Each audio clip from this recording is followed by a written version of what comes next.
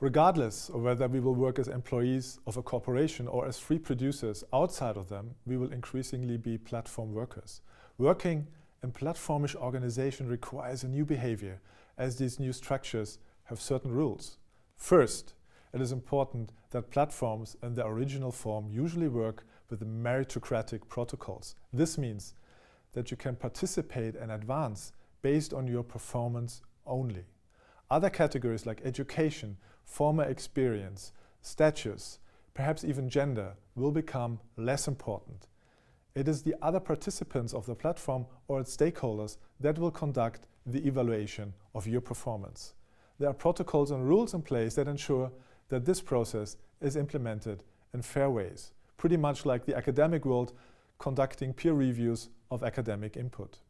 This means that the old-style power games, micropolitics and impression management become less important as our work and achievements and behavior becomes more and more transparent and even predictable.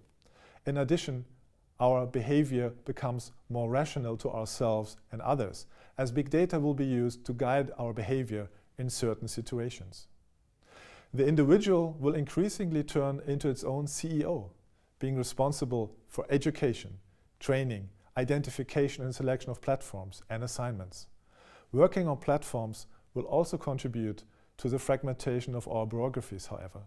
Planning our next tasks or even planning our career will become more and more difficult, as predictions about the next work assignments become increasingly impossible. We'll perhaps work on one or more platforms in parallel. This life will be more interesting and challenging than our current hierarchical career, but it would also be more demanding and perhaps even more difficult.